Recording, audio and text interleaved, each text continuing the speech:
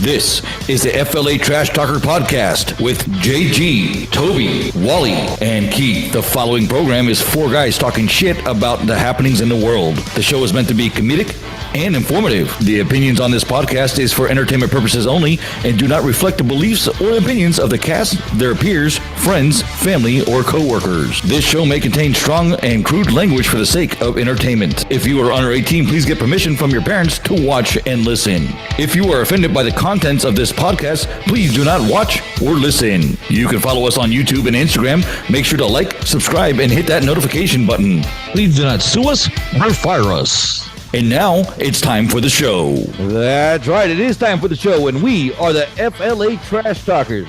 We're a weekly podcast on YouTube, and we talk trash about everything, including the sports hour, where we talk even more trash. If you're watching right now or listening, thanks for hanging out with us. If this is your first time joining us, welcome. We hope you like the show and tell a friend. We're live every Wednesday from 6 p.m. to 8 p.m. right here on YouTube. If you can't watch our show tonight, that's all right. Our shows are all posted on YouTube. All you got to do is search for the FLA Trash Talker Podcast. Make sure to like, subscribe, hit that notification button, and tell a friend. We have a lot to talk about on today's episode. I'm JG, and it looks like most of us are here. What's going on, Toby? Not much, man. Send a shout out to my boy Keith, man. Here he's going through some difficult family issues. And I'm not going to share his business with the world, but prayers to my boy and his family.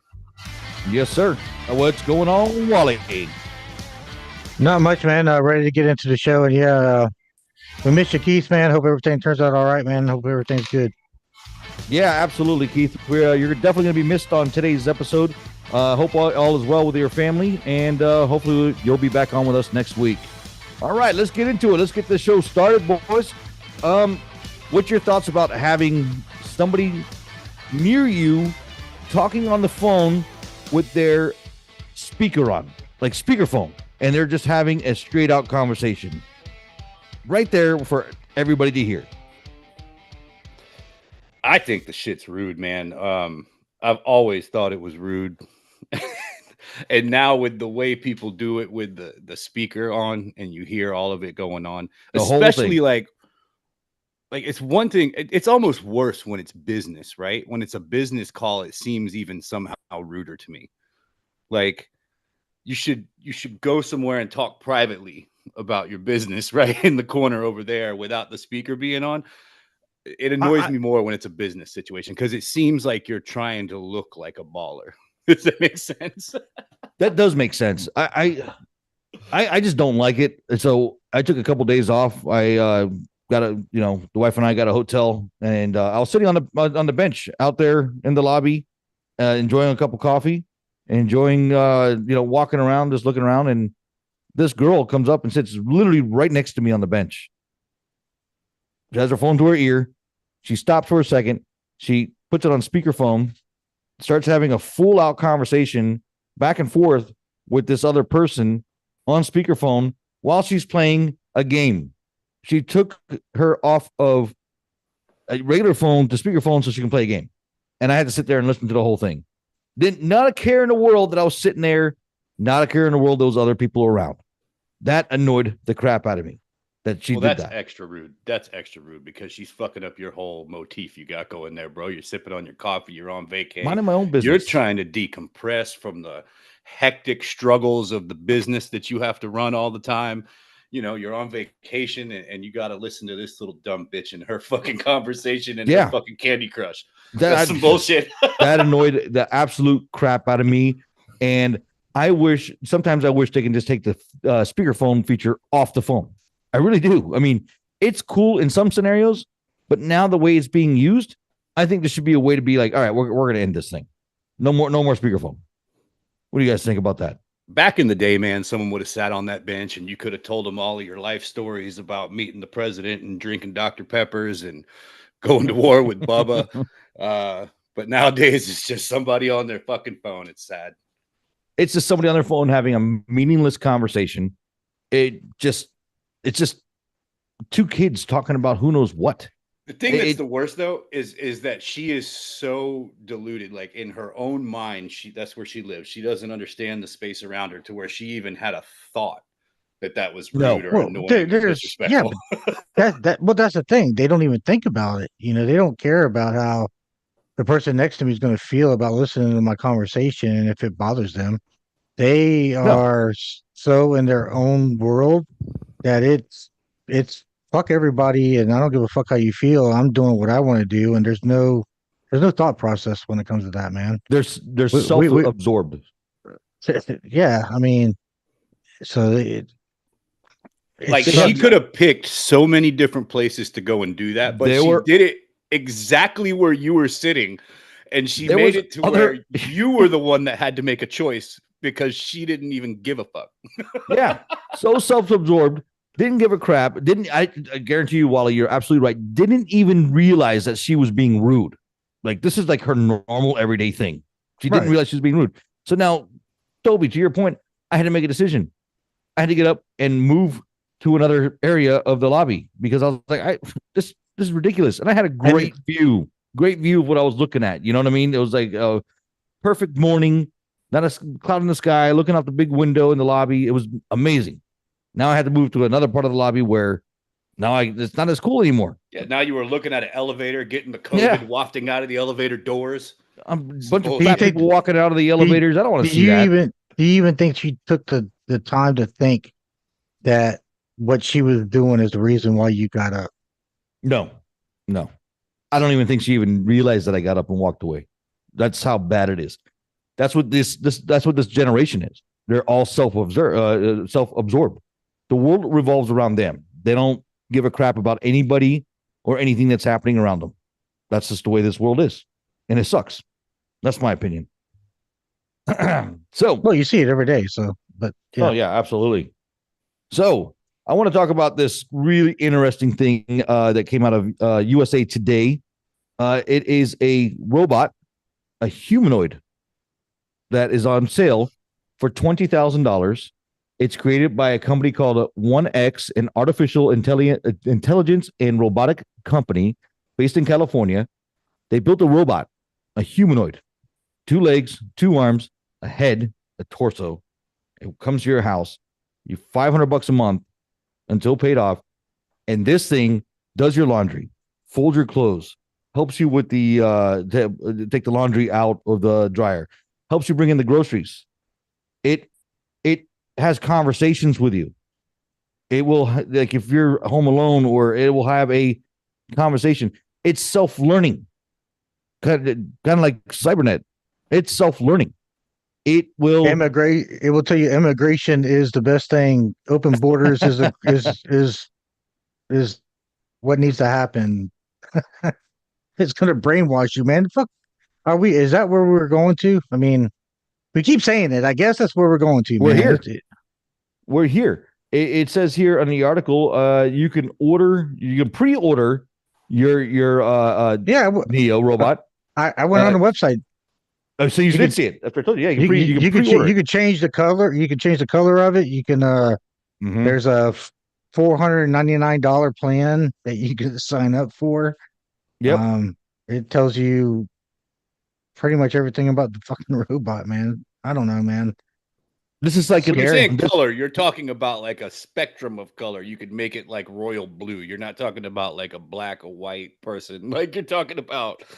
Well, like, it looks like it's a robot. I mean, we've seen the metal robot, the skeleton of the robot, right? Yeah. It looks like they put like some sort of fabric from the shoulders down, and like I guess it's to be clothed or dressed, and then the head, depending on how much you want to pay, you can just have the fabric over its face and 2 cameras that look like buttons here for eyes, or you could upgrade it to have an actual face with a little digital mouth and digital eyes and a digital nose. And then be careful, man. If Dave sees this, he's going to try to fuck it.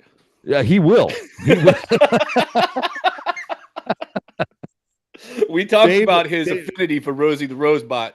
Dave, if you're listening, your dream has come true. The actual robot that you can bring to your house. All right, your dream has come true. I guarantee you, he probably pre-ordered the Neo for $20,000.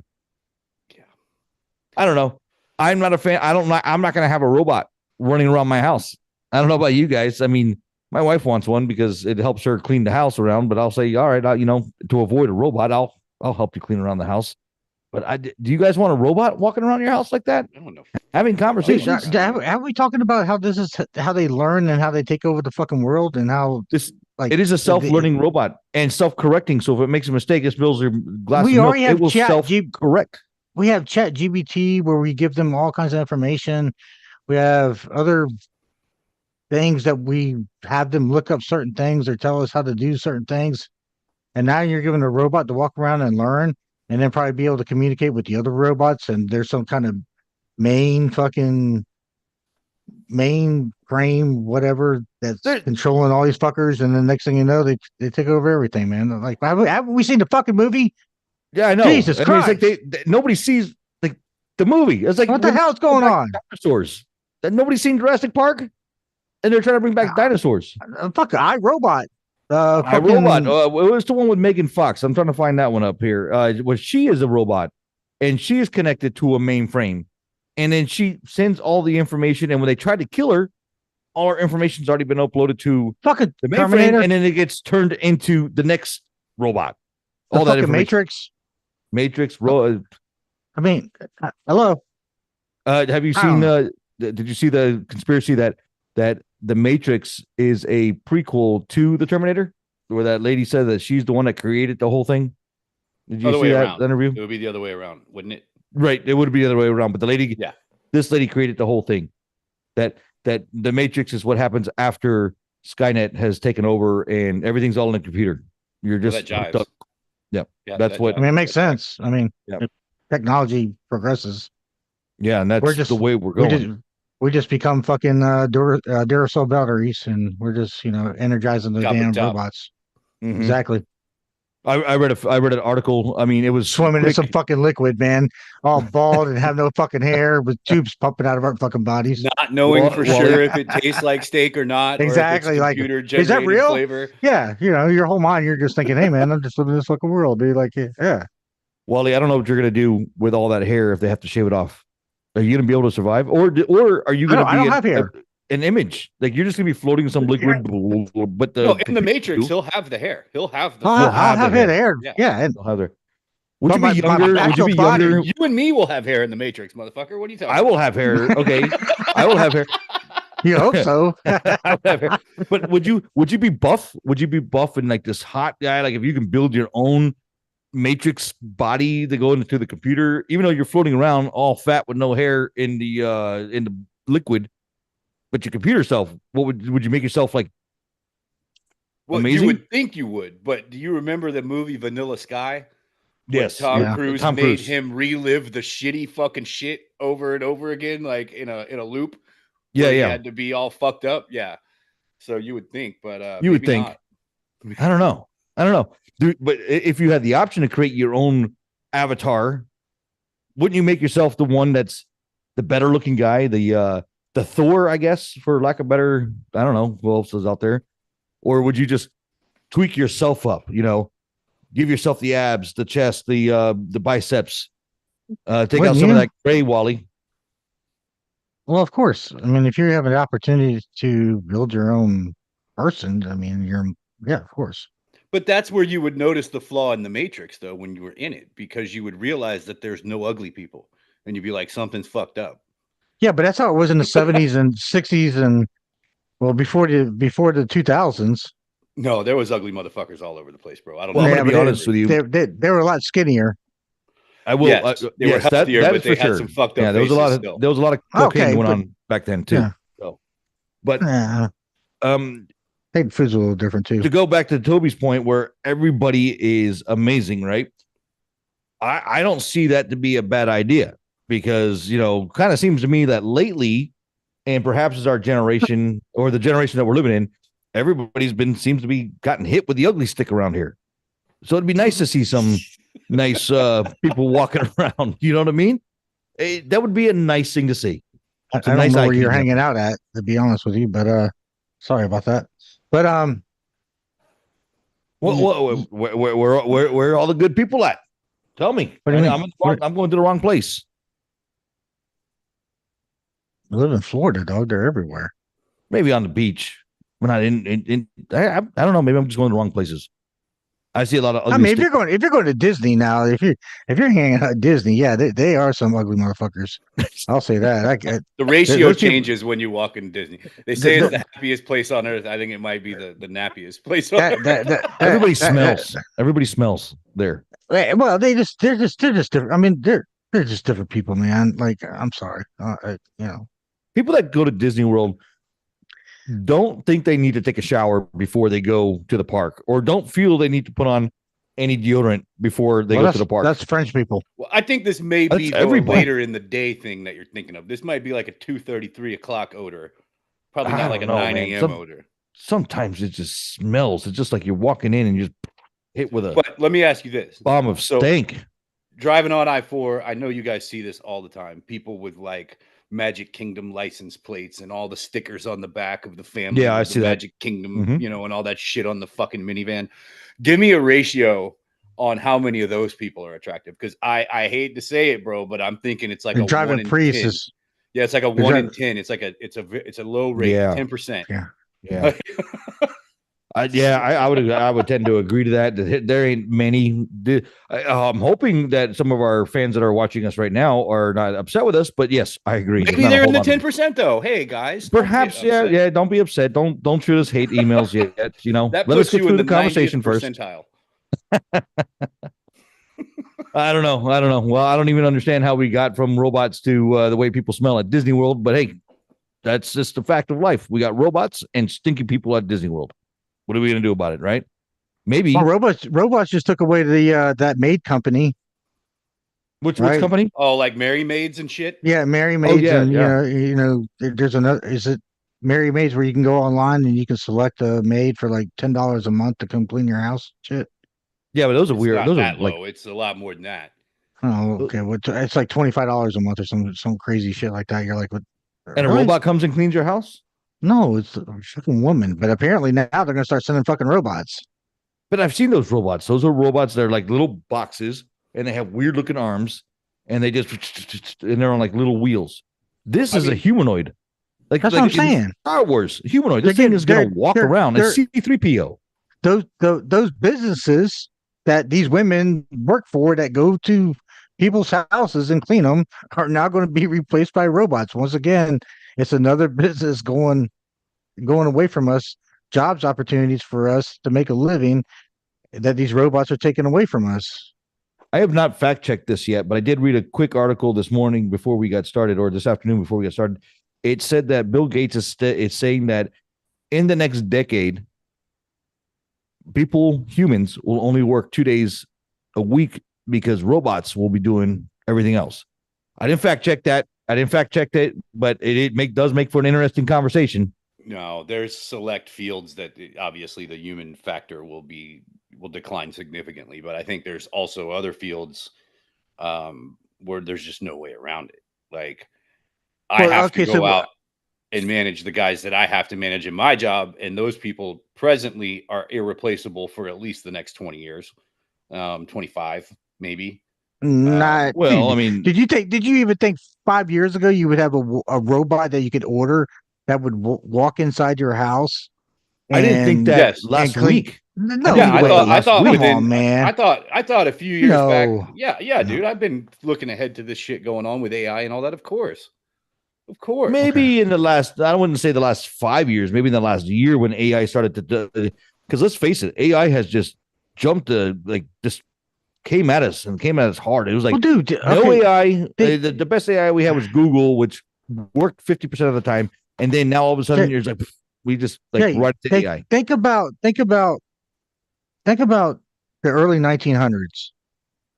Like when automobiles were like, and motorcycles and bicycles, you're talking what, 1800s, 1850?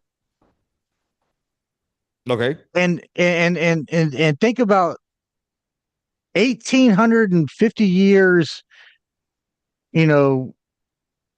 after Christ, and then you have all the years before Christ, what technology was. It was basically the same thing over and over and over. You get to 1850s, by the early 1900s, you're having automobiles by, you have airplanes in the 30s and 40s. You have jets in the 60s, 70s. You have microwaves in the late 70s. Like technology, as everything is going on, as it picks up, it's just faster and faster and Right, but that's faster, why I man. said what I said, because the timeline is it's changing. You're not getting an innovation every 20 years now, or an innovation every 5 years. It's You're every getting an 6 months innovation every almost. fucking 4 or 5 months. It's changed. Yeah, it's every 6 months at least. And that's why I'm saying. So I say us whatever. Who'd you say Bill Gates was saying 2 years or It we was were Bill Gates. It was. It's not. I don't know if it's a fact or not. It was something I kind of okay. bumped into, but So I it got was a made for a question. fun argument, for a fun I got a discussion. question. I got a question. So is there a way that because isn't there a video of Bill Gates saying that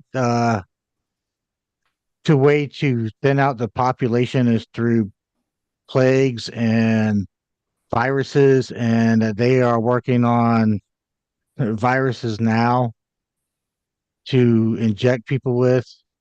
And if you think about it, if you're having robots taking over majority of the jobs, are you looking to thin the population out in order to be able to control things? Well, I mean, that concept of eugenics overall is something that people of higher esteem certainly seem to be involved in various ways. Yeah. So, who are you going to kill off? You're not going to kill off the privileged rich class. Of course not. It's the underlings that are going to take that dirt nap for the team, right? It's gonna be us, the middle class or the poor. Well, the That's who's elderly gonna- is going to be the first one's going to be wiped out. Yeah, Right. They can't Then the- sustain much. But in terms of well, illness think anyway. about COVID. COVID, that's what COVID did. And then the poor will be. Majority of the people that died from COVID, supposedly COVID, was elderly people. And then the poor would be next because they're no they're not contributing anything right now. They're riding gonna over try to- Snap. They're going to brainwash you in order for you to take this antivirus because this thing's going around to inject you, and then you got this thing floating around. So then they'll wipe out, a certain There's a number of certain group, population with that. and then that'll leave us, the middle class and the rich. And now, then you have the robots running around taking over and cleaning and cooking and doing your shopping while you just sit around and hang out with your friends on your boat with your fucking martini. And Well, you got a I mean- robot bartender on the motherfucking on the boat. boat. Well, that's what I'm making saying. that The shit. robot's gonna be, robot's gonna be a bartender. I mean, like it's just gonna be the upper class just chilling and sipping on their martinis while the robots are taking care of everything. And we're gonna It's all be fun and and we're gonna games be the until ones. your robot tells your wife you were looking at porn earlier or some shit like that. That's when it all gets fucked up. You're We're gonna gonna tell be the the ones robot, give a command, operating. and the robot's gonna look at you and say, "I don't think so. I saw you looking at Asian porn," and then it's who's the slave now? We're gonna be the ones while the Then your robot's gonna fall in love with your wife, and then try to blackmail you with some stupid bullshit, and then well, what are you gonna do about that? All right. Enough about this robot talk. What the hell happened with UPS? What the hell happened? Did you guys see that? Did you see that? Here, check Kind of this a out. bad deal there, man. Yeah, it was. Check this out. I mean, this is crazy.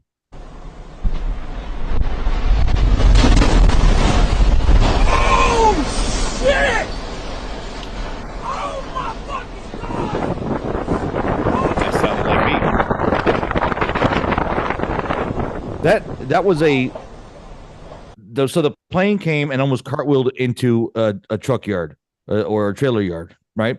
The driver of a tractor trailer was sitting in his truck, perhaps having lunch or something like that, and maybe the vibration made the in-cab camera go off, and then that's what he saw. He captured it from both his perspective and outside the windshield of this plane, UPS plane, crashing in, killing multiple people. Right now, the count is up to 11 people that were killed. It was carrying 38,000 gallons of fuel because it was leaving from Kentucky to Honolulu. Damn. Yeah. Did you guys see how big that fireball was? It's Oh, crazy. dude, it was massive. I was wondering why. Thanks for telling me. I was wondering why it exploded the way that it did, because that was it looked like a bomb, like a war zone bomb situation. It did. It was like, yeah, that was nuts, man. So right now, what they've figured out is that the left engine of the plane caught on fire during takeoff. Question: did any Detached. steel beams or buildings fall because of it? I'm just asking. Done. Forget that. Well, no, they're. Oh Jesus! Move on. Yeah. We'll talk about that in our next story. But it hit a warehouse. It rolled through into a warehouse, so there was some damage to the warehouse. Too. That's truck stop too. Truck stop. Yep. Let's see here. But that was crazy. I think that was a crazy thing to happen. I think people in Hawaii are not going to get their packages now. Exploded. Well, apparently, but I can tell you this: UPS is. I worked. I did some work for the aerospace and airplanes and Navy SEALs and stuff, and found out, through certain people that because the type of stuff I worked on was aviation stuff, and so I had inspectors come into my facilities, and we would start talking, and one of them said that one of the strictest companies in the world is UPS when it comes to them inspecting their planes. For something this to happen, it had to be like, I would hope it's some kind of malfunction that they couldn't see, because if it's a human, mistake that didn't check something, then that we got to question once again, what kind of service we're getting out of these, places. Anyways. I just think I'm really surprised that it was a UPS airplane that actually crashed. Yeah, that was kind of. They are extremely analytical in every measure that they take throughout every single day. Everything is timed out to the fucking second. So I'm sure that they put extreme measures into inspecting every piece of equipment they have. So that because they're carrying. Well, yeah. I was going to say something, but that made not make sense. Well, yeah, you were going to say that all them packages are worth more than the 250 lives on a Delta. Exactly. That's what I was going to say, and I didn't want to say it, but because they're carrying mail and packages that they have such a stricter. That sounds weird to say, man. And so mid thought, man, I was like, no, that's wrong, man. Our airlines are carrying people. Hey. We should be. They allow certain. They allow airlines, passenger airlines allow certain length of cracks within their wings and certain parts of the airplane before they will down it and fix it. Where UPS, because of the insurance and the liabilities or whatever they're carrying is so costly. I don't even understand how that even makes sense. Does it even say it right now that they are really strict? Like if it's half of what a passenger airline sees on certain wings, from what I've heard, this is just what I've heard, that they will down the plane, they will fucking fix it right away. Hey, what can Brown do for you, Delta Airlines? I do. That whole conversation just sounded so fucked up as I just went through it, because it doesn't make any sense. Like you would want it total, the opposite, man. You got human lives that, Who cares about packages from Amazon being flown to Hawaii, right? But we got people on Delta, right? It just once again, man, it's about that bottom line, man. I guess, they figured out that that crack can get to, be a certain length, and, they're willing to take, that chance with human lives, and we do it every day. It's just different businesses, really. I mean, you have UPS and FedEx, and they are just built upon pure precision. I think the only thing close to as efficient as those two companies are is probably Amazon, right? As far as just pure efficiency. Yeah. Probably. Oh, yeah, without a doubt. Yeah. Yeah, No, so, I mean, man, it's just what they do. how many times you had something shipped through the U.S. Postal, man, and they give you a tracking number, and you go to fucking look it up, and it says, "Oh, sorry, we have no information for you." But FedEx, UPS, fucking Amazon, it'll tell you exactly where it is. Yeah. You I look at their app. I ordered golf wedges one time. It was 3 wedges. I still have them. They were sent from UPS, or they were sent from USPS, and they went to some place in Georgia, and then they went to Altamont Springs, and I was tracking it. And then the next day it was back in Georgia. Then the day after that, it was in Altamont Springs again. And then this cycle repeated itself like 6 to 7 times where it was going back and forth from the 2 places. Finally, I called and I was like, hey, could you just leave it for pickup in Altamont? And they did. And I went and had to get them from Altamont. I wonder if it was on the plane that just never got taken off, because maybe it was the way you paid for it. And their tracking system sucks, man. I'm sorry. They're terrible. Like, Amazon's really good. Well, yeah, Amazon is. Amazon is excellent. I'm just talking about USPS. Yeah, I'm just saying Amazon is excellent. You go FedEx onto is their app good too, and it'll tell UPS. you it's 15 minutes away. It'll really tell you that your package is arriving in 15 minutes, and in 15 minutes you get another alert. It's there. Well, you get that one alert that's 10 stops away. Yeah, you get those alerts. Where your package is. Yeah. It's crazy how they can track that. That's some good technology. And they're doing that for the sole purpose of maybe you'll be that one person that walks out to the truck and saves that driver 10 steps. And now they actually get done faster in that day. I promise you. That's exactly what all that's about. Maybe. It's about increased efficiency. Yeah.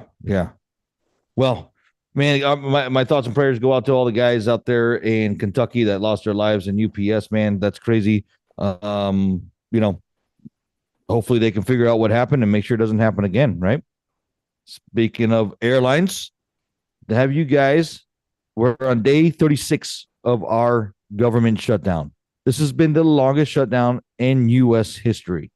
And now the shutdown is now affecting something else. Check this out.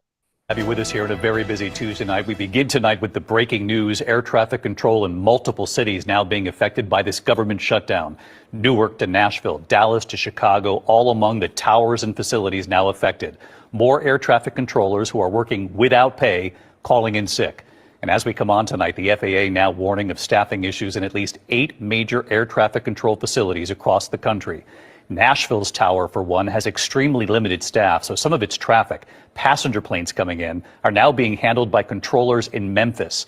There are already delays and cancellations across the country. Authorities warn this is just the beginning.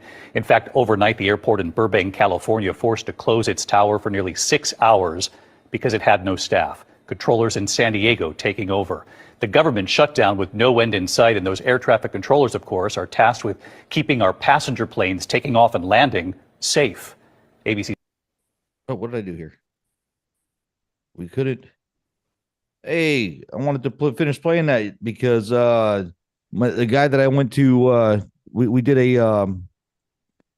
the news reporter. Let's see here. What did I do here? Here it is. I got it. Have you with us here at a very busy Tuesday from Newark Airport tonight? Sorry. The disruption to air travel is growing. The FAA now warning of staff shortages at least 8 major air traffic control facilities, threatening cancellations and delays across the country. From Las Vegas to Chicago, Dallas and Houston to Boston, Newark, Atlanta, and Nashville, air traffic controllers are working without pay and now calling out sick. First, before we get into the story, I want to give a shout out to Gio Benendez. He was the guy that was just talking. Him and I were on the radio together down in Miami into tomorrow, and he amounted to something, and he worked up to ABC News. He's on Good Morning America, and I'm here in Florida. That's where I'm at right now. So happy. I'm glad that Gio, you made it in the business. All right, I'm glad you made it in the business. So anyway, I'm gonna make sure he gets tagged on that. He's here in Florida having rude bitches playing Candy Crush and talking to their great aunt. That's next it. to him on benches, fucking up his whole goddamn day, man. That's you it. Got and the best thing this deal. And the best thing that happened in my life is I got a truffle burger 6 months ago. All right. And this guy lives in New York. He has the best life. He's on Good Morning America. And we just probably knows George Stephanopoulos. Probably does. He probably does. And we just to think we started in Miami on the radio together. So now that I got that out of the way, Gio, love you, brother. All right. So hitting up this air traffic, airspace. What's going to happen here, man? With people calling out, we can't get flights delayed. We're coming into holiday season. We're coming into Thanksgiving. How's this going to affect the nation? It's all just crippling, man. And it's sick and sad to see that this shit is even playing out the way that it is, because at this point, not only are people not receiving benefits that they are required, and I'm not talking about the 15% of assholes that abuse the system and just don't care. I'm talking about the people that actually do need the assistance. But those people don't get food. Now you've got people's lives at risk because we're not staffing the fucking towers appropriately. So we're one step away from yesterday. I mean, I'm surprised that the first thing we didn't see was people trying to blame that on the air traffic situation. And I was surprised about that too. I didn't see a single lick of that. So thank God. Perhaps UPS has their own traffic controllers. Hey, they're UPS. It's a possibility. They do what the fuck they want. Yeah. But but the plane was taken off of people's lives, man. Go ahead. At the international airport. It didn't have anything to do with the traffic controllers. I mean, the plane malfunction taking it off, so that didn't have anything to do with it. But I mean, dude, it's putting everything. I mean, what's around the corner? What's happening in a couple of weeks? Thanksgiving. Yeah, that's what I'm saying. Think about the travel plans and the people trying to get to see their families and things like that. The most traveled holiday in the year is coming up in 2.5 weeks. And then you don't have, and then you have the people that aren't getting that substance. That their payments, their food stamps and stuff, and they can't even buy a damn dinner for Thanksgiving for their families and things like that. So I mean. And then there's something else on top of that, and there's something else on top of that. Like, man, it's going to snowball, man. Well, it does because it snowballs because now it turns into angry, depressed, all kinds of shit. Just people, you know what I mean? The people that are dealing with all of these factors. I couldn't go see my family. My fucking food stamps aren't coming in. All this shit. It's all just happening, and you're getting people are probably going to get angrier and angrier and angrier about this shit. Yeah, they got to come up with some kind of a solution, man, and they need to do it very quickly. But who's going to give? 36 days. Yeah, no one's giving. I mean, there's the negotiation table. All it is screaming and yelling at each other. There's nothing else happening. It's funny. I saw the main guy on CNN, Jake Tapper on CNN. Yeah. I actually saw him say the other day to a Democrat, and I was shocked because I guess this is a new thing. It's a flashback to an old time that we thought didn't exist anymore, where people are actually reporting. And he said, "You're telling me this," the Democrat person is telling him it's all the Republicans' fault. He's like, "You're telling me this, but you were on my show 4 years ago saying the exact opposite. You're telling me to cover this story from a different way than you told me to cover it before. And I can't do that." Like he was saying, like, I can't. And I was impressed with that. And then I see a video last night of Obama during his reign as president say, "Well, they're basically holding my regime hostage." Like that's what he said. Not about Obama, right? That came off. That was pretty good. That was. Yeah. I had to look back at you. I was reading something. And I looked at that. I was like, "Wait, are you playing a clip?" Nope, didn't play a clip. He basically said that they were holding him hostage by not voting the way he wanted in his presidency and his mandate to run the country. So, I mean, here we are again, and I'm not siding necessarily with Trump on this issue. I'm just saying we are covering it differently suddenly. We're going by different terms than we used to. You have to blame it on the people that are not voting. They put it up 13 times, and they have not changed their mind. So at some point, they have to take a hit for this, right? Yeah, but does anybody know that it's been put up 13 times? We might need to say it more often. It might need to be said a lot. because I think that side's still being blamed for what's going on when really, we have to come to somehow both sides have to come to agreement and talk, man. And I don't know what the end game and who wants to drive what. I mean, I don't know. I don't know where this is leading because both sides really seem firm on not giving in to either one of and coming to a compromise. So when does it end? Well, the Republicans have the most to lose, as we'll get into this momentarily as we continue this conversation about last night's turn of events with the votes across the country, but the Republicans certainly have the most to lose. I think the Democrats are well aware of that. It's on Trump's watch, right? So they're going to be able to play that card really, really hard, and it's going to work, right? Because that's perception. Perception's reality. If they keep on saying this is his administration, this is going down on his watch, that's what people are going to hear. Well, that's and that's what you saw with last night's, results. Yeah. The Trump hatred, took over, and it went the way it went last night. It wasn't good for the Republicans, I can tell you that. But we'll see what happens within the next year or two. I'm completely good with holding both parties completely responsible evenly down the line. I'm not going to. I agree with that. There's got to be some sort of negotiation. But who's going to give in? Exactly. So there's a responsibility. That's the accountability I think that Toby's getting to. And then got to hold both. And then as these two groups of people stand there with their dicks in their hands and not budging, you have people that are legitimately suffering that can't feed their kids, families, take care of themselves. And that's when it starts to get scary as a society. When you're out in public and you have people that are starving, that are willing to do whatever it takes to take care of their family. So one thing that happened earlier in this is Trump tried to get a deal where the military was going to be paid. The Democrats said no. So now this week they ran it through some judges, and they are now trying to enforce that the SNAP people get their money, and Trump is stalling on that. And what you have is just tit for tat, petty, childish bullshit, and both people trying to tell you that we're trying to do the right thing.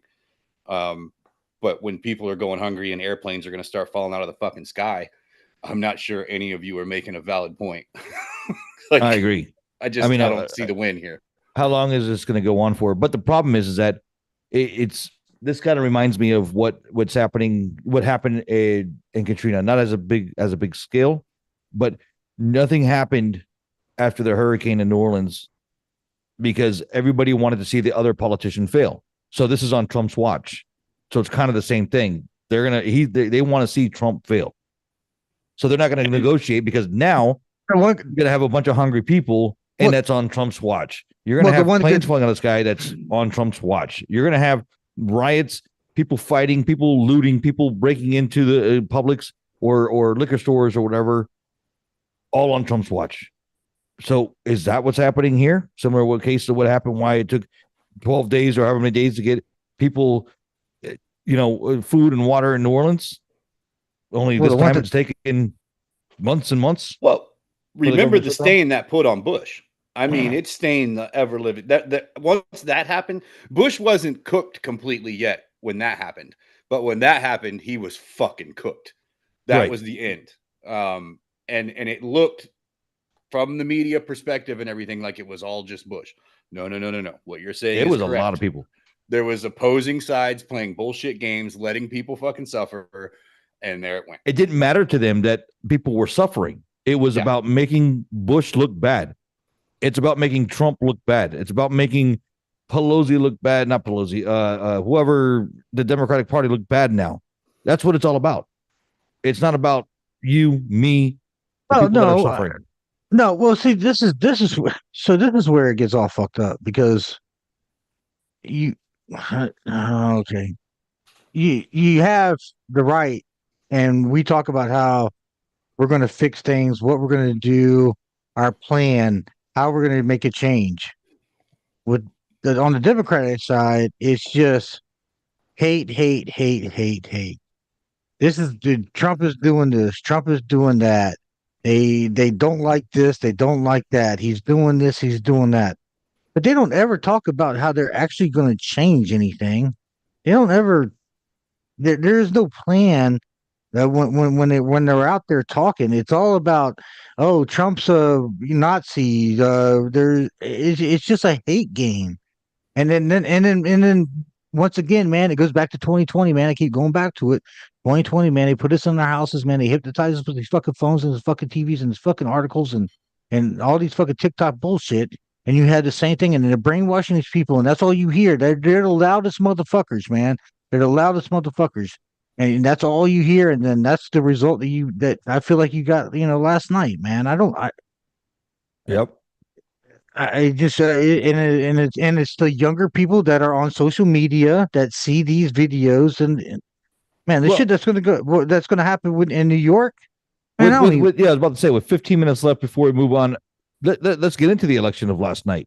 We have a new mayor in New York, and this guy, this is what he said. New York will remain a city of immigrants, a city built by immigrants, powered by immigrants.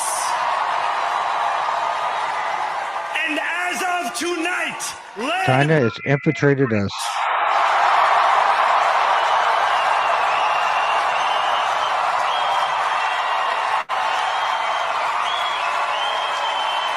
This is what he says. So hear me, President Trump, when I say this. To get to any of us, you will have to get through all of us. Now, this is a guy who may have some good plans in place, such as, free bus services, frozen rents, universal child care. But now he wants to bump up minimum wage to $30.50 an hour in New York City.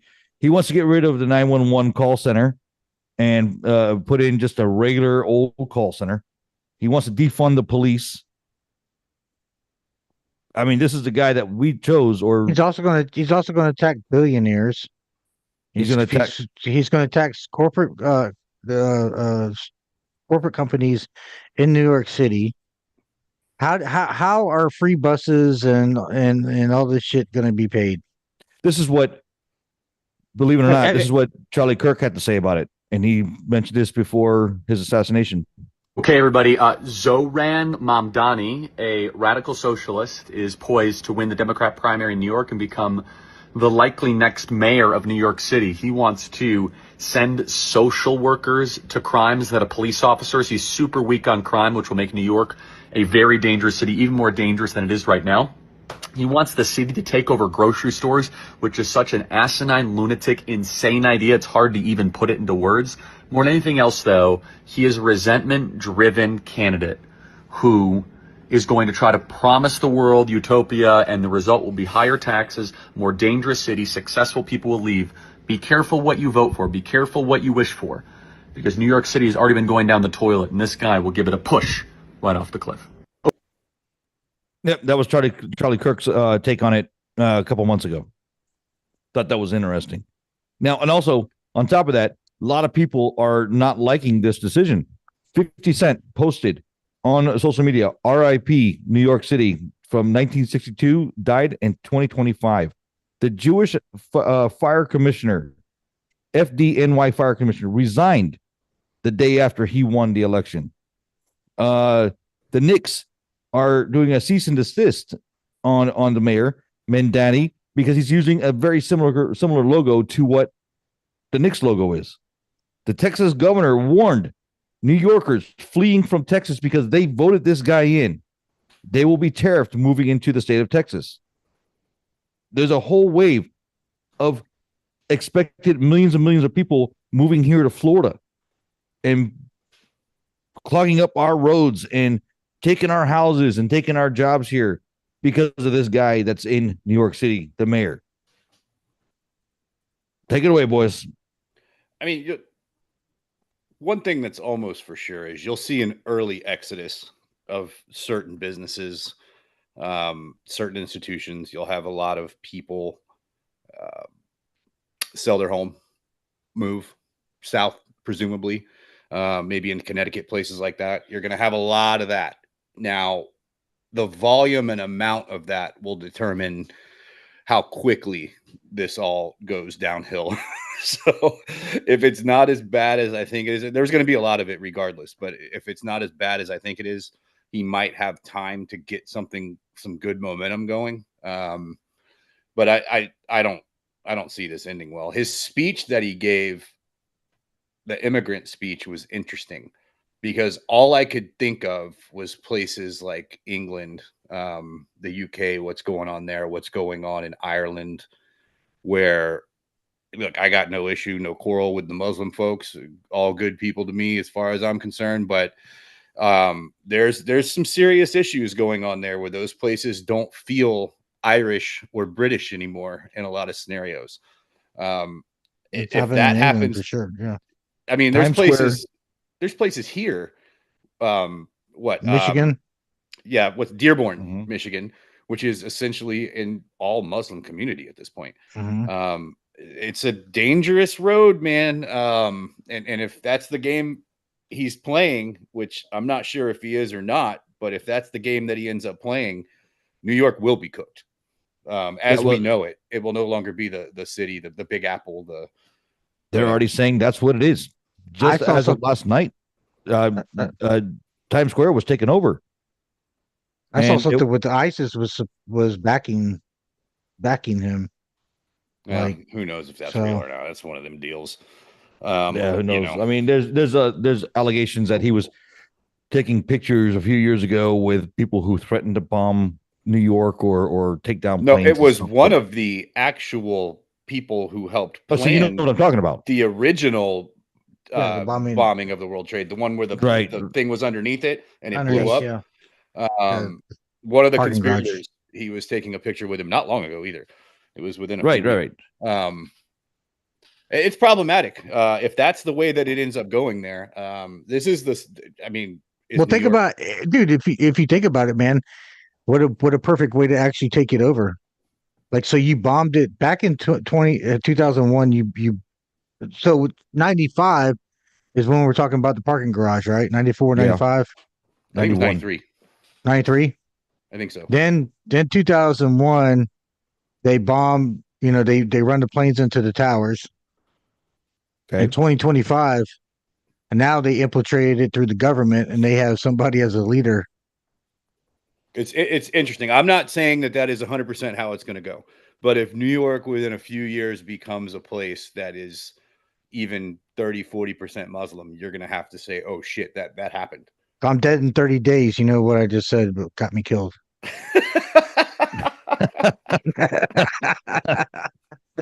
Well, yeah, let me take some of these hashtags off this here. All right. And but it's crazy, to be clear, that was Wally. That was Wally. That was not Toby or JG that said that. That was Wally. Yeah, Wally said it. But it is crazy. So how these people, these young people, and look, when I was young, man, I was thinking the same thing, man. It sounds so great, man. Yeah, you know, free, you know, daycare and government people, you know, working in the grocery stores and free busing and dog. Have you been to New York City? You see how many Yes. people are sitting on the side of the corner waiting to catch a fucking bus? A lot of people. You go to Oh, the fucking DMV and they can't move fucking 10 people an hour through that motherfucking line. And you're going to rely on the fucking government to send buses to pick up all these people in the corner? Man. I think buses will become more dangerous, to be honest with you, because you're letting people who can't afford it jump on those buses now. It'll be dangerous to ride a bus. How is it paid? How is it and the quality of drivers you're getting? He's going to tax these the rich to fund the free buses. The free child care that he wants to do is going to cost up to $800 million. Where's he getting that money from? And what do those rich people do? They have the money to leave. Who suffers? The poor people. The poor people die. They ain't got no money to leave. That's stuck there. That has to go through this bullshit. That's the sad part, man. Like, then they come down here to Florida and they buy a house cash because they have $1 million from selling their apartment up there, and that makes housing market go up here. So now we suffer because now we can't afford nothing. Oh yeah, us Floridians are us Florida shit. You know what I mean? I remember going up back in I want to say 2004, 2005. Visited somebody who had a house. It was on Long Island, 2-bedroom, small kitchen, small living space. It had a big basement, and I think it had maybe one. I don't even think it had 1.5 baths. but a decent backyard, $1 million they could sell it for. So they Yeah. sell those houses down there up there, and this is just a regular person. This is not like no rich, super rich people. This is a regular person on Long Island. They In sell my those neighborhood, houses for $1 million. They come down here and they buy a house 3 times the size for $450,000, and they still have $650,000 to keep in their bank. there's a down the street, somebody bought from New York, bought a house there, bought it cash, straight out cash, raised the property value in my entire neighborhood, right? They renovated the place. We watched them as I was driving back and forth to and from work or going for a walk or going down the, my bike path that I have. Watched them. And as soon as they got it the way they wanted it, they sold it for $200,000 or $300,000 more than what they bought it for. Well, yes. So these New Yorkers are going to come down here and they're going to invest in that, and they're going to buy cash. And like you said, they're going to have a couple $1 million in their pocket because they sold their apartment for $5 million in Manhattan. If they can sell it to anybody right now with this going on, they may not be able to sell it. They might be at a standstill at this point. Well, then they drive up it's good if you own a home, right now, now because your house it's going to go up in value. So that's, but I more can't money sell in your it. pocket. I can't sell it. And if I do, where am I going to go? Because Well, the next maybe house is you- going to be more. It's going to be either a wash or it's going to be something where I can't even afford it. Well, and then you One- have to go to Alabama or, Mississippi or, One thing I'll call Gio up. Maybe he'll give me a hand. there you go. Damn. There you go. Tell him that sad story about the girl on the bench, man. One thing I want to address here. Mamdani, who wins, is a Muslim from Uganda. I've Okay. never thought of Uganda as a place I would love to visit, even if we had proper air traffic control. I don't think I would jump on that plane to Uganda. Yeah. Also, last night, Got a good soccer team. the mayoral race in Minneapolis was almost won by another one of these cats who was from Somalia. Narrowly avoided that problem, but you can see this is not a one-off. This is something that's happening. These Muslim democratic socialists are coming in, and people are accepting this shit with open arms and not thinking that this might not be a great idea. But I need you to go and take a look at London and Manchester and all of these places. Germany, Ireland. look across Ireland. Yep. This shit is happening in all of those places. And I can tell you one thing, as much as I have no quarrel with the Muslim folks, like I've said, great people, all the ones I've ever met are great people. But that religion is quite specific on its intent. Well, Quite specific. it's the ultras. There's regular Muslim people that, live their lives and, they, follow their religion and they still go to work. They still have regular. But then there's that other side. Problem is that other side is very big, though. It's not small. Yeah, I know. I know. It's I very know. big, and they're the ones that believe that all praise truly be to Allah. And if you stand in the way of that, you, my friend, are a fucking problem, and they will solve it. And what a way to take over anything, right? I keep saying it. You you kill it from within, right? You kill it. Yeah. And this might be a way. I think Western civilization, and this is something that they always said Charlie Kirk was a racist, and these people like Tucker Carlson, they're all fucking racist because they don't want Western civilization to be wiped out. Fuck you. There's nothing wrong with that. Western civilization, I'm a part of it. White, black, Asian, we're all over here in Western civilization living a Western civilized life for the most part. And I don't really prefer to have that changed. So keep your fucking values wherever the fuck they need to be, and you can bring them here, but don't try to twist my shit. And that's, I think, is a long-term reality that we need to start thinking about, because this isn't a coincidence that the Million Omar chick or whatever her name is, who I'm talking about, the congresswoman. Yeah. This guy that was also from Somalia almost winning the Minneapolis race last night, and then this guy winning in the biggest country in the biggest city on the planet. in terms of recognition. Like if you lived in Roman times, population. you would live in Rome. Well, yeah, everybody knows. If you live knows, nowadays, you would live in New York. That's one of those things people say about the center of the world. Economically. Well, I guess we'll see what happens over the next couple of years with this election. But then we have to think about something else. We have, I mean, I know we're up against the clock here, but it wouldn't say, we're up against the clock here, but it is scary because, we have one more year left. We're going into election year for governor of Florida and for other states, So how is that will that trickle down into into the governor election? Like, I think, you know what I mean? Yes.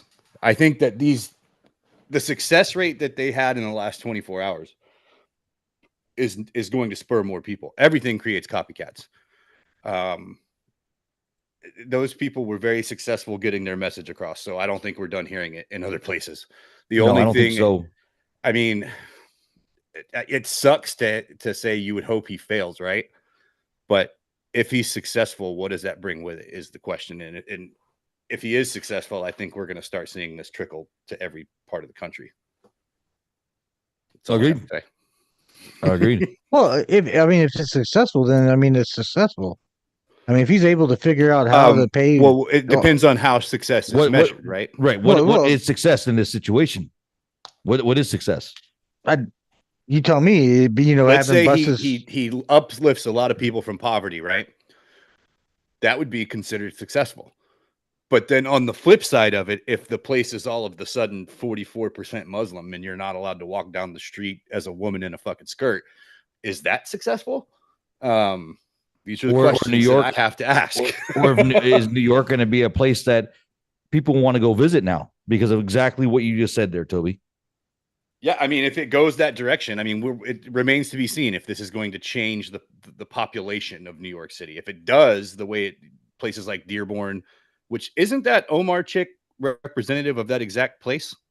Raven? I think so. Yeah. So, right. This isn't just happen. These things don't just, they always have these results that get attached to it. Minneapolis, a very, Muslim place, a lot of Somalian people, shit like that. This stuff happens the way that it does, not on accident.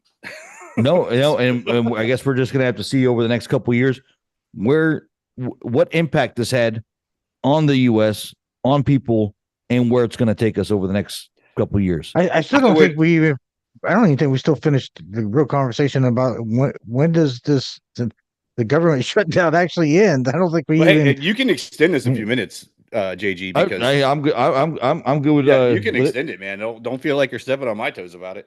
We don't have that much to cover anyway on the football stuff. Plus, you're going to be more involved in this conversation than that one, so it's only fair. Well, yeah, it's going to be you two on the other one, unless you bring up the Miami Dolphins or the Hurricanes. I will. But I don't know when the shutdown's going to end. I don't think anybody has the balls, because if you're the Democrats, right, and you just keep pouring gas on this fire, and you're angering the base that you want to be angry, and they're displaying their anger towards Trump, well, why would you stop? I would continue. And I think that's the move. They forced Trump to fold. And then he really looks like an asshole because he can't be going that long. I don't ever see Trump folding, man. That's just one thing. I just don't think he has, somebody's going to have to. Right now they have 900,000 people furloughed and multiple people not getting paid. You got what we talked about earlier, air traffic control, people not getting fed. At what point does the left, the right, Dems, Republicans go, all right, we got a civil war in our hands because now we're fighting each other because these guys can't eat? No, it's the civil wars happening in the streets when these people are starving and they can't feed their families, and now, they're going to go after people that can afford their food. We go to the store and you're walking out the grocery store, and next thing you know, you're got a gun pulled on you and you're taking your basket away from you. That's scary. Luckily, we did not hear any of those stories this week. We did not. Not yet. Not yet. But it's only been a week, right? It's only been since Saturday. No, it's been Saturday. It's half a week. No, half a week. But then most of these people probably still have, because with SNAP, you get paid for the month. you get everything on your card for the month. So perhaps these people have a balance. They're like, all right, well, I'm still going grocery shopping. I can tell you, I did go when I went to Sam's. I did see more people than usual buying bigger bulk of things. And I think they were trying to prepare to hold themselves over for a month for less grocery shopping in the event that. Can you use Snap at fucking Sam's and Costco? I don't know. I'm not against it at all. I just think I think you can. I think you can. I think anywhere that it's food sales. Huh. You can use it anywhere. Food sales. Let's find out. Can you use Snap? I am very interested to know the answer to this. Because honestly, it's a logical thing, right? If I had that shit, I would be going there and buying like some bulk ass pork chops or some shit, right? Yes, you can use Snap benefits at Costco, Sam's, BJ's, as well as warehouse that allow the EBT cards for eligible for purchase. So, but those are three of the ones that they said: the Sam's, Costco, and BJ's eligible Snap. Now, right, but the problem is you still have to buy that membership, dog. Yeah, you got to buy that membership. I'm sure they figured out how to get that membership. $25. Say $25 at Sam's. I'm sure they came up with $25 somewhere, and now they're buying in bulk, right? Especially if you one of these parents that popped out 17 kids, and now you got to buy 17. You go to Winn-Dixie and see them. What was that about Winn-Dixie? You can get a lot of fucking pork chops for $25 at fucking Costco. Like you can get a lot of a rack pork chops. of motherfucking pork chops. Yeah, get you a vacuum sealer, man. Yeah, I agree with that 100%. Why would you do it? Why would you do it? So how long do we think we have? 2 weeks. I would say so. The SNAP benefits ended on Saturday. So, which means that would have been the first of when they would replenish the card for the month. However, I'm sure these people probably had some of a balance, the people that carry the SNAP card, which is why we haven't seen much of anything yet. But once that SNAP card dwindles down to the last $10 and they got to feed 5 mouths, I think that's when. Okay, that's okay. So that's what I'm saying. So how long is that going to take? I would say, but 2 weeks, 3 weeks max, depending on. I don't know how people budget their money. So if I had to guess, I know. I'm just guessing. Yeah, it's just I would say 2 weeks, 3 weeks before people start realizing, oh well, it's Thanksgiving, and I only have $10 balance on my SNAP card. If a plane goes down due to air traffic control, do you think that would end it, or do you think it would still? They would just point fingers and say that blood is on the Republicans' hands, or that. Yeah, blood well, that's when it really. Then you really know where everybody stands and who's gonna. If this is gonna be like one of those things that. I think that'll turn this country into one direction or another. If a plane falls out of the sky, and they don't say, "We need to fix this by Friday," right? And they start pointing fingers, saying it's Trump's fault that 330 people on that flight were killed because it fell out of the sky, or the Republicans say it's the Democrats' fault because 330 people fell out of the sky. I think this country's gonna. I think we'll rebel against that. Oh, wait a second. Rebel? What do you mean? Well, you got an army of hungry people already, Raven. It ain't too hard to find your rebellion. you got an army of hungry people. And now, because of the government shutdown, a plane just fell out of the sky. Right. So you think we're going to accept that at that point? No. So who buckles? Who gives in? But I think that we give in. I think what I'm saying is that if the government doesn't give in at that point, let's hope it doesn't get to that point. But if they don't give in to that point, I think that American people will not accept that, and I think we will step up and rebel against our own government. I think that could be a weirdly that's like a watershed moment of just good stuff, right? If they organized and said, all Americans, left and right, get your ass down here to these fucking steps in Washington, and everybody just showed up mad as hell, that would be a big deal, man. But I don't think we can get it to happen. I said it last week. There could be a spark where you have a divide between Republicans and Democrats. And maybe it is a plane going down, and neither one of them give in, and they start blaming each other. Then the American people divide. Now there's an actual division. Whose side you on? And then you start having people hurting each other because they're trying to feed their families. You might have a toxic place where things could really get really weird, and things that we talked about maybe 10 years ago out of just talking might actually come true. I mean, I don't know. I don't know how far this gets. If it gets past 3 weeks, man, it's going to be a lot of people are going to be on edge. 36 days, a lot of people out of work, a lot of people not getting paid. So not only are you not getting paid, so we talked about the SNAP benefit people, but what about the people that are not getting paid? Granted, they will get their pay whenever the government reads, but we've already gone over a month. How are these people paying? Eventually, if they, hopefully you have some sort of savings, but those that don't, how are you paying your mortgage, your rent? How are you paying for food? How are you paying your light bill?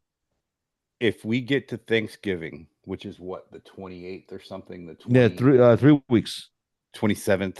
3 weeks from tomorrow. It's the last Thursday. So yeah, 3 weeks from tomorrow. If we get to that day and all of those motherfuckers go home to their families for the 4-day weekend, every one of them, if that doesn't cause outrage, that they all went home and spent that time with their families instead of creating a solution for the people that can't even fucking enjoy Thanksgiving or couldn't get on planes because the towers couldn't deal with the volume. That would be a serious problem. I see where you're going. I think that's a problem. If they all go home and do that, if they don't sit there, if they're not sitting in Washington, literally trying to hammer it out over that whole weekend, it's a bad look, man. But I don't think they get turkey now. I don't think they get a turkey too. They just get a slice of pizza. They're not doing it now. So why would you think 3 weeks from now they're going to be working together? They're not working together now. No one's saying that there's a thought that it might happen. I think I'm just saying that's a moment when the people get pissed. I think that people are like, "Are you fucking serious?" They all left Washington and went home, and we don't even get to. So you get to go and have a turkey with your family and spend time for 4 days with your family, while I'm sitting here and I'm eating out of a can of Spam because that's all I can get. And by the way, we're not even looking at this broadly as we're supposed to be. This includes the entire military. This includes every federal employee not getting a check that will at that point not have been paid since for 36 days. 36 days ago. At that point, now we're approaching 50 something days, 50, whatever that math is. That's tough. Well, that was my point. I mean, we talked about those that are on the government benefits, but those that need to pay their bills, that rely on the government paycheck, such as, TSA, air traffic control, Customs Border Protection, military, whatever other military job or government jobs out there that I'm not thinking of right this second. All those people, the janitor at the VA, all those people how are they paying their bills right now? Yeah. Their Thanksgiving got canceled because you guys shut down the government for 55 days or whatever that is. And that's horseshit. So that's what my point was, Raven. If they all go home and they left, God knows how many people in total. We're talking fucking 15, 18, 40 million, 20. 40 million people. Is it 40? 40 million people. Well, at least we know there's 40 million people on the SNAP benefits. Oh, so then now we're talking 65, 70 million when we're talking about every federal employee. Yeah. If that happens, dude, that will cause an outrage that I don't think any of those people can recover from. All I'm saying is I don't know why we're not already preparing for that, because that's exactly what's going to happen at the rate it's going. Like there is no give and take on either side right now, and approximately 3 going million forward, I don't see how it's going to end. It's tough. I don't see how it's going to end. That's my thing. I hear what you're saying. I agree totally, but I don't think they give a fuck. I think that they are standing on their side, and they are going to allow the American people to suffer, and it sucks. And that's when we're going to see a problem. I think it'll be after Thanksgiving weekend. So maybe my time frame of 2 to 3 weeks is in that ballpark because Thanksgiving's 3 weeks from Black tomorrow. Fridays going on, and you got people out there standing in lines to get TVs and bullshit like that. And as they're walking out with they're gonna have TVs, people somebody's grabbing. Yeah, as they're walking out with TVs and different video games, you got people standing outside with guns and shit, or fucking robbing them and shit. Well, you're gonna have people like us. You're gonna have people like us who don't rely on government paychecks. We're not affected by this government shutdown, so we are going to be in line to get that TV or that new PlayStation. I don't ever go out on Black Friday. I don't ever go to Black Friday. No, I'm not going to be in line. I'm ordering my shit on Amazon. That's just going to be delivered to my fucking front house. I don't need a TV. My groceries, my groceries. It's just going to be like I'm back in fucking 2020 and fucking COVID. I'm going to have my groceries sent to my house. I'm going to have my presents sent to my house. I ain't shopping no fucking where, dude. If that shit starts going on, dude, you really have to really think about that kind of shit, dude. Yeah. Well, then the Amazon trucks start getting robbed, and the DoorDash guys start getting robbed. But it's not you, is it? Hey, man, but think about that. That's something I didn't. I didn't even think about until you said it. Think about Amazon, UPS trucks, Kroger, food delivery, driving around making deliveries and shit, dude. And you got people starving. I'd hate to be one of them drivers, man. Like putting a fucking armed guard in his truck in the fucking passenger seat. That's like, could it come to? It's crazy if you really went like down that path. Like it's a fucking cigarette truck rolling through Newark. Fucking back in Prohibition, man. You got fucking alcohol, man. You got two fucking driving through. Yeah, see, I'll take them keys. See, It says here approximately 2.2 to 2.4 million civilian employees are federal employees. That's just too many people. This. I didn't even. But that's not counting the people that are SNAP. That was up to 40 million. So now we're up to 43 million people. That doesn't count the military. No. This is just civilian employees. I think the military is only it's under 1 million people. I want to say. It says right here. The military personnel, approximately 1.3 million active military personnel serving in the U.S. military. I got 2 kids in the military that ain't getting paid. So, all right, we got to hit that button. Yes, sir. So I guess we'll see what happens over the next few weeks. And guess what time it is? It's time for. And now it's time for the FLA Trash Talkers Sports Talk. Looking, he's going to heave one deep down the field. It's going to be to the goal line. It's going to be gone. It's a touchdown. What just happened? What a play. Takes the snap. He steps up. He's all by himself. Fires into the end zone. Caught. Touchdown. Something that the Miami Dolphins cannot do. What is going on in the world of sports, Toby and Wally? So, in my whole lifetime of watching NFL football, which goes all the way back to the 80s, I'm an old person. The NFL trade deadline has always been something that just came and went and never mattered. That is increasingly changing. Yesterday, we had a flurry of NFL trades. It felt like the NBA or the baseball trade deadline in years when it was hot. A lot of deals, man. Let's start with the Colts. Colts bringing in Sauce Gardner. We talked about the Colts pretty extensively last weekend about how good of a football team they are. They had a tough game with Pittsburgh this week, but shit happens sometimes when you go to Pittsburgh. But there's still 2 losses on the season. They bring in Sauce Gardner to play corner. Gave up 2 first-rounders and a receiver I think they drafted in the 2nd round in Adonai Mitchell. So they paid a really, really pretty penny for that. So I think they're kind of going all in, Wall Raven. How do you feel about that move? Yeah, they're definitely locked in going, all the way to the Super Bowl. They gave up 2 first-round draft picks. You're locked in. I'm surprised with Dan. We kind of saw with Sam Darnold last year. At the end, he kind of fell off.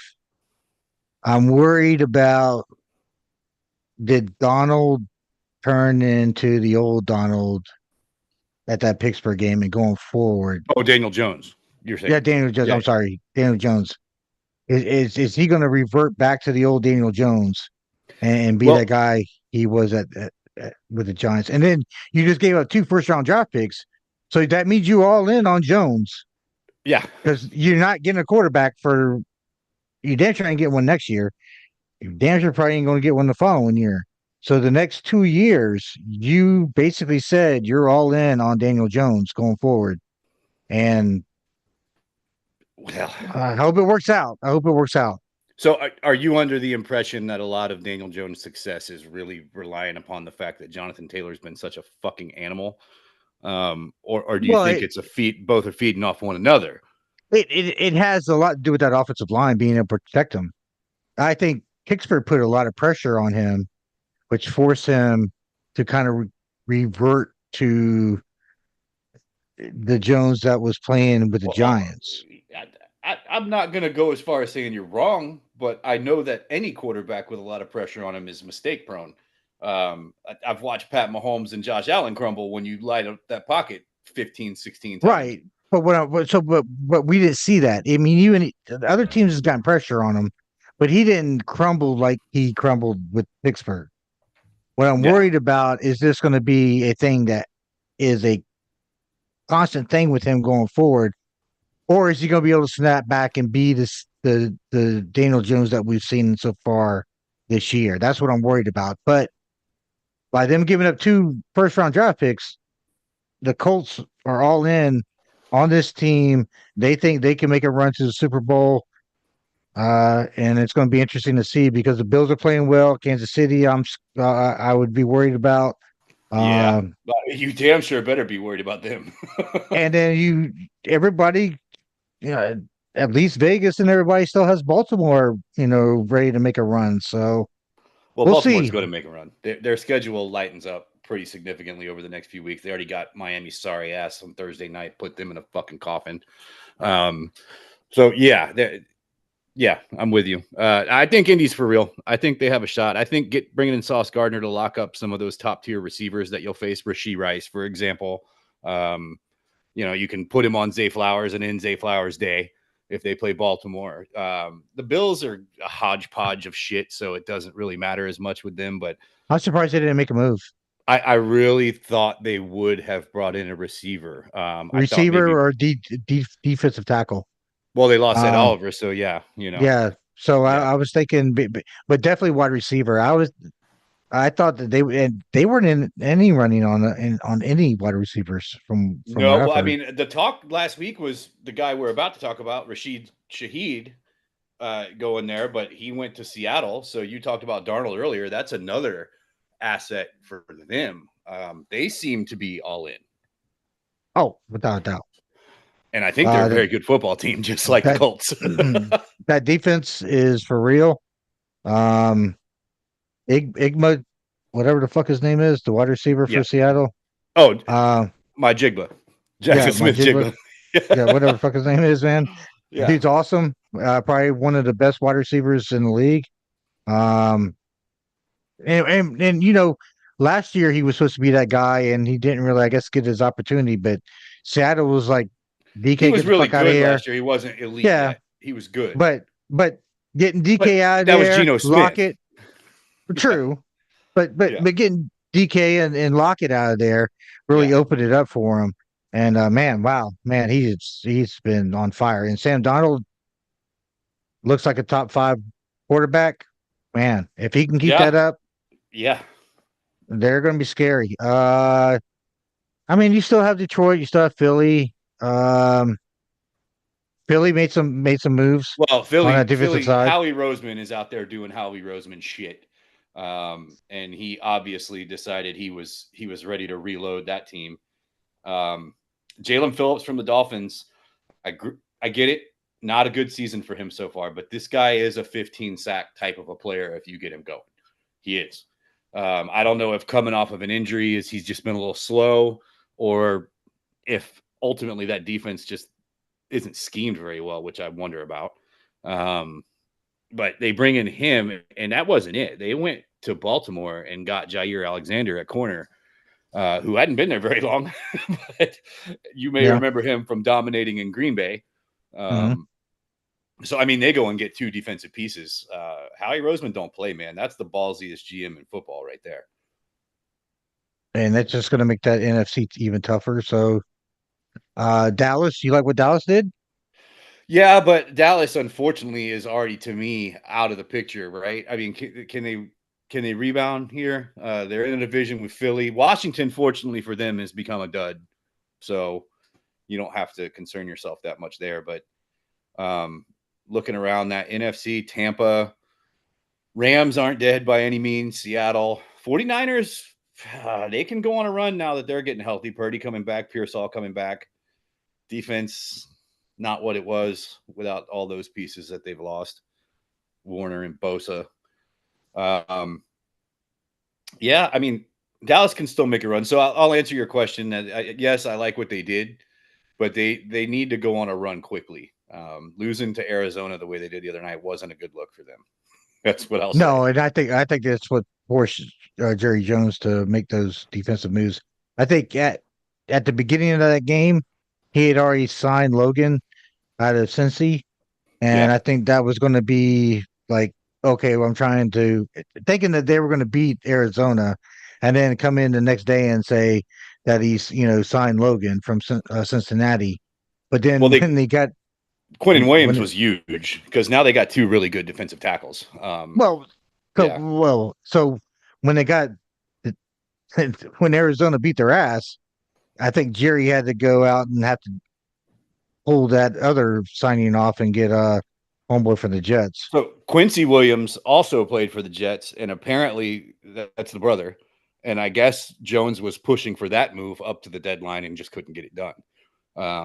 And he's a really good linebacker as well. So he was trying to go all in, and I respect that because he's getting old, man. I was rewatching Landman last night, and I saw that scene where he was talking to Monty there in the hospital. Yeah, Gave his family. me a little goosebumps, man, because he did really well in that scene. Oh hell yeah! Yeah, it looked natural to him. Three really good in a room with two really good actors in John Hamm and Billy Bob Thornton. He held his own like a motherfucker in there.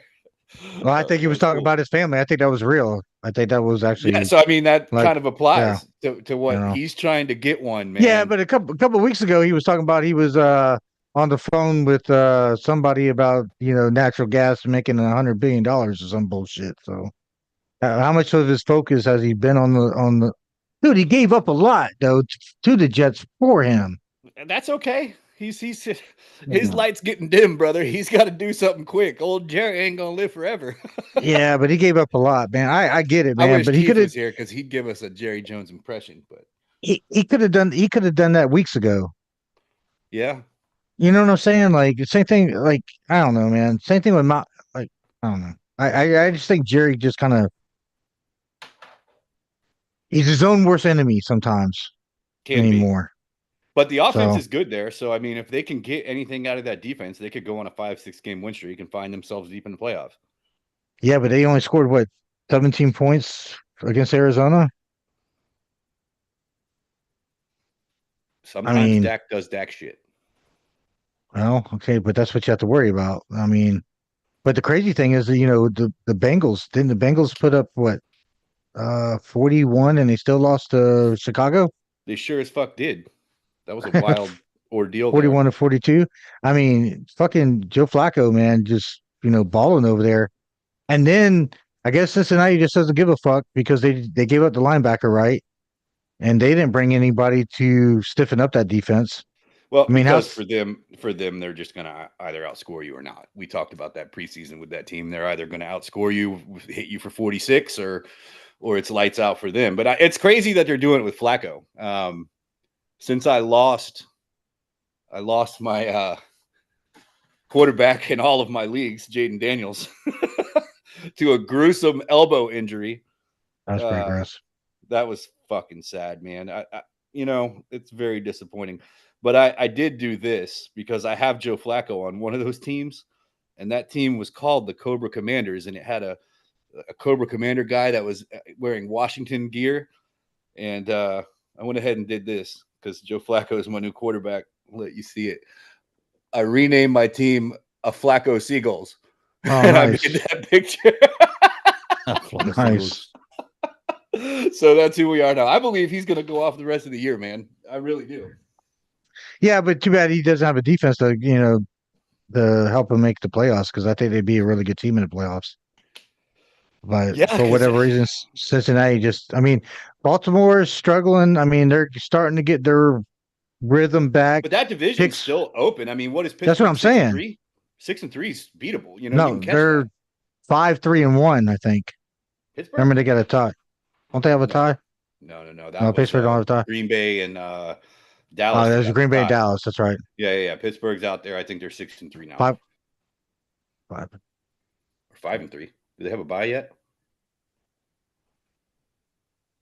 Well, let's get prepared here, guys. Yeah. I had it. No, they're 5-3. Yeah, they're 5-3. Okay, 5-3. Well, yeah. You can track them down. They're 3-2. They're in the conference.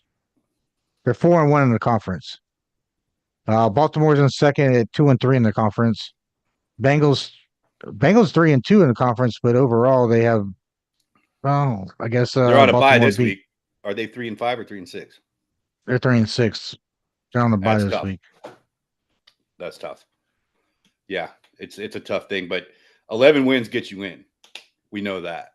So Yeah, but they gave it their linebacker. They're obviously not giving a fuck. I mean, that's just.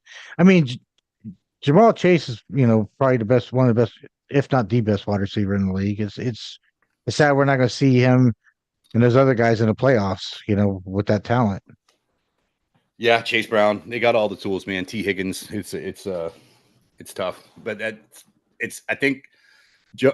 Why am I thinking of his fucking name? The quarterback, Joe Burrow. Joe Burrow. Yeah, Joe Burrow and Jaden Daniels seem to me like guys you just can't really count on, right? I mean, are we to that point to say that about Tua? Are we there to say all three of those guys? Like, you invest a lot of money in a guy that's hurt all the fucking time. It's hard to rebound from that. Yeah, but it goes back to even Pop Warner high school, and even in the college, man, they just don't take hits. They don't condition their bodies to certain things, and you're seeing it now. I mean, look at Washington with McLaurin, hamstring. Like the guys that sat out, waited on contracts and had contract disputes. They're hurt. They're injured. They're having these soft tissue things. I think the quarterbacks aren't used to getting hit. I think they're not conditioned to it. I don't know, man. There's a lot of injuries out there, man, and it seems like it's happening more and more every year. And it's taking a lot of these big time name players out of the league, which is sad for us as guys that are in fantasy and enjoy watching the game on the weekends. Well, I mean, that's collective bargaining for you, right? Collective bargaining eventually just made the job so easy that unfortunately we're not going to put in that type of effort anymore. We're not going to get hit in the whole preseason just about. McLaurin wasn't playing football the entire preseason. He may have been on a bike, a treadmill, pulling some weights on a sled behind him or whatever, wearing a parachute, running up a hill. You can do all that all you want, but it's not football. Exactly. Your body has to be prepared for football. It's all the twists your knees take, the way your hips jolt. You're getting ready for that, and it decreases your risk for those soft tissue injuries in weird places. Well, you're not strengthening them. They're not used to going through that. And then, so if you were doing it regularly through the preseason and everything, you're building that strength within your muscles, being able to get back to doing those different twists and things, and hit accelerations, trying to catch the ball and different things like that. I mean, I was a helper on the back of a truck for a while, and I thought I was in great shape. And then I got on a basketball court and played, a couple games. And man, when you're trying to accelerate and twist your body and do different things, you really feel the different muscles that you're actually using to do that. And yeah, just training, running up and down a hill and doing those different things ain't the same as being out there cutting on a field and Definitely going not. in and out and twisting your body to try to catch the ball and different things like that. And then you see these guys with these injuries and stuff, man. And it's, I don't know. Yeah. it's I guess it's just going to be a part of it because I don't see them changing it. I don't see them getting back to two-a-days and putting the pads on and actually hitting. So it's just something we're going to have to get used to. Oh yeah, collective bargaining never goes back the other way, ever. Yeah. Never seen it. So so these teams have to get deeper and deeper. You have to, almost have to kind of go kind of the college philosophy where you're stacking, 5 stars at every level, 5 and 4 stars at every level. So when one goes down, you're able just to plug and play a 4-star. Well, I can tell you this, the NBA has gotten that way. If you watch the NBA now, which is hard to fucking do until the playoff time, trust me, I barely look at it until the playoffs get here at this point. But nowadays, the NBA players are all so similar that if you lose a starter, the next guy is potentially coming in and dropping 22, 24, which that did not used to happen. Your super talented players were always starting, and you had a couple of decent guys on your bench. Now the players just play such a similar game.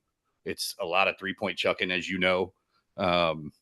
So, will you think the D League has anything to do with that? Because they're able to practice and play, and perhaps to a degree, but I think it's similarity of game. Like everybody just is perpetually practicing taking fucking 3-pointers all the time. And if you're going to take 44 in a game, you're going to make some 3-pointers. that's just the fact. That's just a. Yeah, I hate the way the NBA is, man. They don't move the ball around anymore, man. They don't go to the hole. And if you go to the hole, it ain't physical. I don't even know why you don't go to the hole, because you're not going to get really beat up.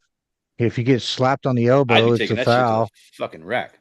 I mean, every time, dude. But anyway, sorry to get sidetracked on that bullshit. Yeah. That's my fault. But football, man, I don't know, man. Burrow, those guys, Jaden Daniels, getting hurt. I mean, he's been hurt, this year a lot this year. Burrow's been hurt. Seems like every freaking year something's happening to that guy. Yeah, and I think Daniels is that guy now. Same shit. His elbow popped out of socket in a way that you just don't see that happen on a football field. And whenever it does, it's violent. That wasn't necessarily violent. I know it was his left arm that his elbow popped out. But do you remember that picture I showed you before he was drafted at LSU, and his elbow his arm was like this, and he was going to throw the ball, and his elbow was sticking out? I don't know if you remember that. Yeah, I do. It was a weird freaking looking elbow, man. It was like the weirdest thing I ever seen. But I don't know, man.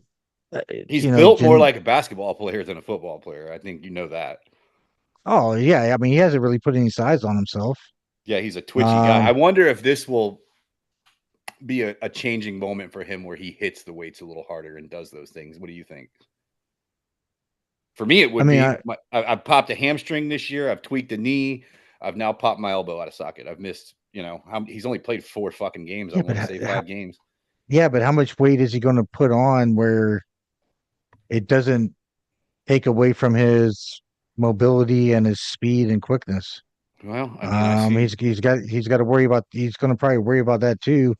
I don't know, man. Like RG3, dude, he was built the same way, and you saw what happened with him. And by the way, did you know that injury happened on the exact same part of the fucking field where the RG3 injury happened? Oh, really? Yeah. Oh, well, no, I didn't. Matrix, motherfucker. Matrix. Yeah, there you go. See, we're all just sitting in a bubble somewhere, just swimming away. Yep. The Matrix is glitching again. That's what's real. Let's talk about some college football, man. We got a few minutes left here. Miami Hurricanes. JG. How are you feeling about what happened the other day in Dallas? Not good. I'm taking a guess on that one because I missed it. Did you? I was about to say, did you even watch the game? Nope, I missed it. Oh, wait. I feel good because you missed it. Wait, because I missed it. Yeah, that's what Toby said. I feel good because I missed it. That was a shit show. Mario. That's why it's not good. Not good. So whenever it's a Miami team, it's just always safe to say not good. Dog, I was watching the game, and It was in overtime, and it was the fourth down. And I was like, Beck, just do what you normally do. Just do what you do. That motherfucker. he, th- he double clutches. He's unsure of himself, and then he throws that fucking interception, right? And then the crazy part was SMU ran it right down their throats. Yeah. Like almost like the defense gave up. Yeah. Like they gave up. That SMU drove that ball. They ran it right down their fucking throat to score. The demoralization of the college overtime process, right? I mean, because if you don't score anything and you've now given them the ball, you know that their kicker has already made several. He did miss one, but he made several decent kicks in that game. 45, 44, 45 yards. Yeah. They know that they're behind the 8 ball for sure. So once they get that first down, now you're in the position where you basically have to get a turnover. And they did not respond. They gave up. Yeah, they quit. That's what I'm saying. They quit. It was, and I'm watching this team, and this is a top 10, 10 team, and they quit. So it's like I asked. I wish our boy Keith was here, but I understand he's dealing with his things. I asked last week if Mario chokes away 2 more of these games, is the hot seat coming? At this point, man, I think it's almost likely they lose at least 1 more. That's a 3-loss year. Pittsburgh, Virginia Tech, Pittsburgh. They're at Virginia Tech, and I think they're at Pittsburgh. Well, they're also NC State. They got NC State. NC State's coming to them. They got Syracuse this weekend. Yeah. Don't know what that means, but we didn't, it's not looking really good for old Mario right now. No, this is 2 years in a row you've had what I think is a very good football team. Well, and then you look at the college playoff standings that came out last night. Only one ACC team apparently is going to get in because they don't respect our conference at all.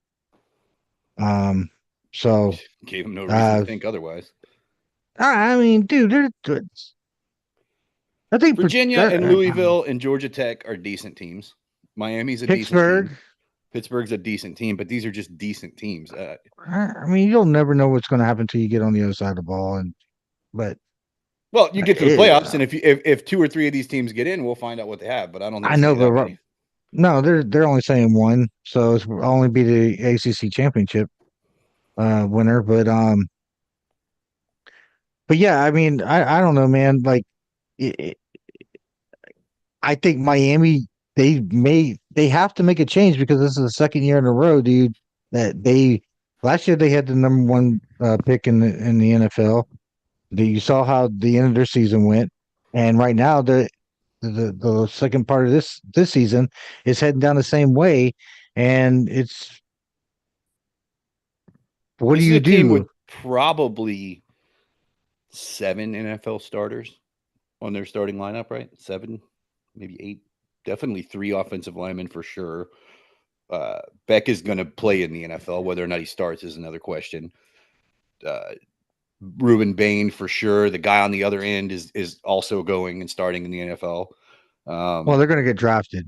They're going to get drafted and be drafted to start. Whether or not they fulfill that promise is another question.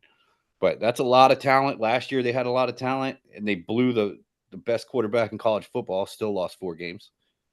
That's what I'm saying. So eventually this is going to start to look really bad, is all I'm saying. Well, do they make I mean, obviously, you think they stick with them? I mean, if you get rid of them now, what are you hoping for? What's out there that you're really going to try to go after? I mean, we're in the same predicament. I mean, if Florida State gets rid of Norville, who are we going to go after? Well, I'm concerned. I was under the impression that we might be firing him soon, but then they come out and they win 42-7. Defense look good, man. Offense look good. Yeah, that Deuce Robinson guy looks like a fucking NFL guy. I'll say that much. Oh, his body size. Oh, yeah. He looks real problematic. But they start a guy that they never Singleton, who they were pine riding his ass forever, and then he comes in and just gashes the fuck out of him. Obviously, Chroma looked really good too. You passed out, didn't you? Yeah, you saw. I was like texting him, and all of a sudden the text stopped. Yeah, I was knocked out. I woke up early in the morning to watch it to finish it out. I saw it though. Yeah, I mean they steamrolled him pretty much right after you fell asleep. I think they just steamrolled him. Yeah, so I mean, we go to Clemson this week. I was looking at tickets earlier. I was gonna call you. I was gonna be like, "Damn, bro, tickets, decent seats, $100 a piece." I was like, "Man, I'm thinking about it." $100 a piece. Let me know. Then I looked at hotels. Yeah, that's a killer. Yeah, it was I think the cheapest I could find was $185 a night. And I feel like that was similar to what we had last time. Hey, I'm down if you're down. Shit. I promise all the Hampton Inns were fucking closed. Like there was 3 Hampton Inns in the region. 2 of them were booked out. One of them was $485. The other one was $295, and it was in fucking Anderson. And I was like, "Yeah, I don't think so." You're talking about for the Florida State game? Yeah, Clemson, Florida State. Yeah, because my buddy said I'm not going. The guy that I used to get all my tickets from, he passed away earlier this year. So unless you have a better idea. And then I didn't say anything. I was like, no, it's okay. It's not really a game we should go to. And then I was riding down the road and I decided to Google ticket prices. And I was like, $100 a piece for the lower bowl, like row 20. I was like, huh. Because that ticket last year, or in 2023 when I went, that ticket, I already had a ticket for free, but I looked online for some reason just to see, and those tickets were $500 a piece, man. Something like that. Amazing how far we fall down. We falling down. Well, man. in 2023, they had 1 loss. We had 0 losses. So, different situations. But yeah. No, I definitely was looking. And then I was like, call Jay. Sure. But yeah, I mean, so we're in the same predicament. I mean, who do you go after? I mean, Lane Kiffin's going to make a decision to stay, go to LSU or Florida. You got Franklin out there. Virginia Tech's being talked about for him. Franklin? Yeah. Really? Yeah. That would be, to me, if I was him, and they were going to give me a decent amount of money considering the buyout I just got, I would love to have that job over going to one of these fucking programs where everything is so off the wall in terms of the pressure levels and everything. Oh, yeah. You give me Virginia Tech, and I know what Beamer did there. You know what I mean? Like I can go there and win 10 games in average on year. Well, if he had the same record at Penn State, but instead he's at Virginia Tech, he'd still be the coach. He's the second coming of God there. Obviously, the first time around it was Beamer, right? Right. So like this guy, they'll never fire you. And then you just you make the playoffs every 3 years, 4 years, and you're good. Go deep a couple times. Maybe have one team that gets to the national title game and has a shot over 20 years, and you're golden. Right. Yeah. Because he could do that there. Yeah, but in my opinion, there's talent around that part of the country that he can get. Virginia Tech. He's going to be in that same area that he's normally recruiting from, Pennsylvania, up in that area. I mean, I remember he was the coach of Vandy too, right? Before, so he's used to all that Southern shit. Yeah. Not a big deal for him. So yeah, I heard Virginia Tech and I was intrigued. I was like, "Ooh, that'd be good. That'd be good for the league that we're in." It'd make one more team that's viable. I was into that, but well, where do you think Florida goes? I think they're all in on Lane Kiffin. You think Lane leaves? I don't know if he leaves or not. I'm just saying I think Florida's all in on trying to get him. What is their backup plan? You got me, but I imagine there's some corny ideas about Gruden because he's been talking his shit about wanting to coach a college team, and I know he's got connections to Florida, and so does Lane Kiffin. I think his wife's family all went to Florida or something. So there's connections. You know how that goes with college. They've talked about that guy Golish from USF as a possibility for Florida, but I don't see that. I think they're all in on Kiffin, and I think they have a shot. Well, I guess we'll find out. I don't like that idea. I hope his ass goes to LSU. I don't need him in the state of Florida recruiting. No, you don't want him here at all because we just talked about the second coming. That's the second coming of Spurrier right there.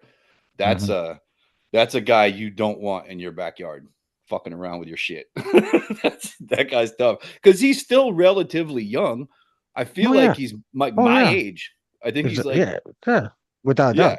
He's like mid-40s, maybe a year younger. Yeah, he's like mid-40s guy. Like, mid-40s guy comes in, dude, you can be here for 15 years winning your ass off. Oh, yeah. Like, yeah, I don't need to see that. I don't need to, because I'm going to tell you what, I've watched too many Ole Miss games this year. It's a weird thing, but I've watched like 5 Ole Miss games, like entirety of it. And that fucking team is good, man. They've got their defensive shortcomings, but that offense fucking cooks. That Chambliss dude is good as fuck in his system. What's the standings? What's the standings in the SEC? Oh man, so Texas right now, A&M. Yeah, A&M's up front. Bama's right there. Vandy took that loss to Texas, which knocked them back a peg. You looking? Yeah, I'm looking it up now. Yeah, bring that in because I want to say it is Ole Miss. It's Texas A&M, Bama, Georgia, and then Ole Miss, and then Texas, Oklahoma, Vandy, Tennessee, then Missouri, LSU, Florida. Wow. Yeah.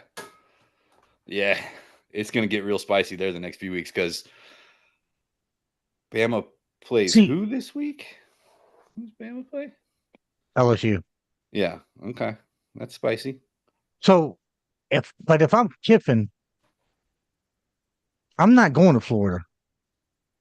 Why not? Because I'm going through the same gauntlet that I am while I'm at Ole Miss. He's got a really great team, and he's 4th right now in the SEC. Why am I going to try to go through that gauntlet every year? Well, where else are you going to fucking go? And also, I heard USC may be opening up. I don't know why that's being said, but it is. I would stay there. I would stay at Ole Miss. I would stay where he is. I don't see going to Florida as an upgrade. Other than, maybe lifestyle, but Gainesville, I mean, I don't hear too many people going, I want to go to Gainesville. Gainesville to me is like vacationing in Uganda, like I talked about earlier. It's not going to happen. So I don't see the upgrade. And like I said, man, if he's at Ole Miss, he's got a really good team. And he's 4th right now. Going to Florida changes that. I mean, Florida's won 3 national titles in our lifetime, buddy. It's a different animal. They've got real money. I get. Real money changes things. They've got real facilities. They've got top shelf stuff. It's a better program than Ole Miss. To say it's not is wild to me. I know, but you can say that. I think that's your Gator hate in your heart. I'm not saying logic. I'm not saying it's not better. I just don't understand. Like going to Ole Miss and going to Florida, I don't think is that big of a jump. Like he could be happy, like you said, it could be Franklin at fucking Virginia Tech. The shit that Ole Miss is doing right now, they've never done. I mean, he's going to keep him. He's going to keep them in the top 25. Competing for an SEC championship pretty much every year. You know what I'm saying? And they'll love that. Why go? And well, I guess if you want to win a championship, I guess you go to Florida. If their facilities and everything's that much better. Well, let's see how deep of a run they make in this playoffs because they're going to make playoffs. I don't have any question about that. So let's see what kind of a run they make in the playoffs. If they can get deep, get to that 4 or that title game, it's probably going to be harder to pry them. But if they take a first round exit, Okay, so Florida takes Lane, who's LSU and who's Penn State get. I've heard a couple things about LSU that were interesting. One is the defensive coordinator, former linebacker of theirs, Shepard for the Detroit Lions. I've heard that name brought up.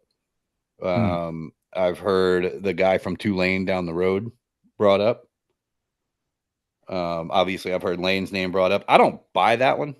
I don't think he'll go right next door. Doesn't have a good feel to me. I've heard Jimbo Fisher's name brought up. Really? Well, remember they were on his nuts last time, and then he went to A&M. Yeah. So Interesting. Yeah. Penn State's still out there. Penn State, well, Penn State, they already kind of made one play. Their boy for Nebraska, their guy that was their linebacker back in the early 90s. Yeah. The dude with the Baylor. Yeah. Yeah, forgot his fucking name. He went to Carolina in the NFL, and he's at Nebraska. Yep. God damn it. He's on Pat McAfee every fucking week too. God damn it. Yeah, I've heard they were making that play, and that's why Nebraska just re-upped him. Yeah, they signed him. Yeah, they extended him for the next 2 or 3 years. That's off the board, just like Signetti's off the board. So, I would look out for that. Look out for that Georgia defensive coordinator Schumann, though, going to one of these jobs. It's very possible. Well, I'm surprised Indiana tied Signetti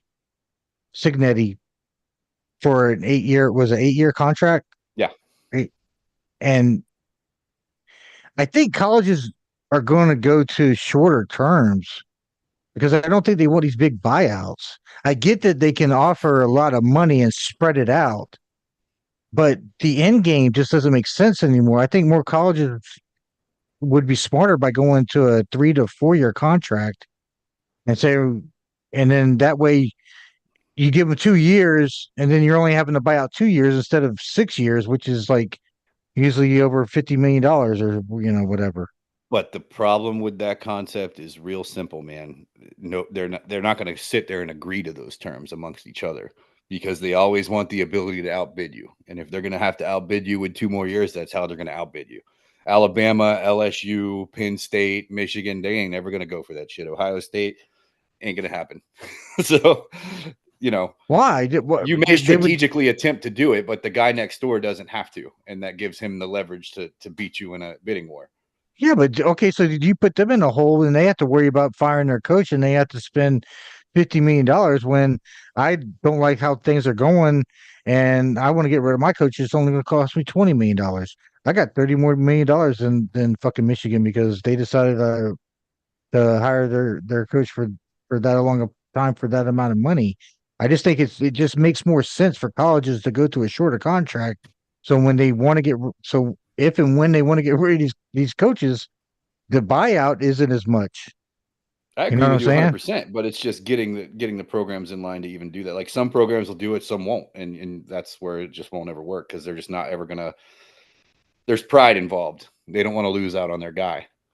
So homeboy comes back and says they're offering me 2 more years. Can you do that? They're gonna say yes. Yeah, but think about it, Florida State. When they extended because fucking the opening happened at Alabama, and perfect example. If you don't extend them for fucking 8 years, extend them 3 years and say we're going to give you this amount of money, and then right now we're having a shitty year. We want to get rid of the coach. We could, and it wouldn't cost us much. That's the saying. Getting rid of Mike is someone will have to write a $54 million check for that firing to happen, sir. Well, exactly. That's what I'm saying. It's a hell of a lot easier if you just sign on these shorter contracts, man. Fucking one of these what the fuck, the guys in the damn college, what are they called now? They're not general managers, they're the ADs. ADs and shit. Yeah, my bad. Well, they got to figure that out because it's just costing too much money. Yeah. Well, and we're stuck with them, and we're stuck with Norvell. No, but we are paying for it. Ticket prices, etc. Well, that's true. Well, if you listen to the governor of Louisiana, taxpayers have to pay Kelly's contract out. If none of the boosters step up to help pay for that $56 million buyout, it's going to the taxpayers of Louisiana ends up having to pay for that. And I guarantee they don't mind. No, I think they mind. You've been to Louisiana? It ain't like there's a lot of rich motherfuckers. I've been there with you, and it was poor, but them people that root for them Tigers don't give a shit. Yeah, well, When it's coming out of them taxpayers' money, that they ain't got no money. I think they're going to care. But anyways. Yes, sir. And that brings us to the end of our show, gentlemen. It has been a whopping 2 hours, and we got a lot in this show. All right, it's time for our final words. What's going on, Wally? Not much, man. Hope everybody enjoyed the show. Everybody have a good week. Beautiful weather. Get outside and enjoy the weather. The moon's supposed to be a super moon. Get outside and take a look at it and relax and enjoy life. Hell yeah. All right, Toby, what's your final words? Miss you, Keith. See you next time, brother. And everybody should be getting their groceries from the Kroger delivery truck. All right. And I'm JG. Keith, we'll see you next week. I hope everything is good with your family. Miss you, brother. Yes, we missed you a whole lot.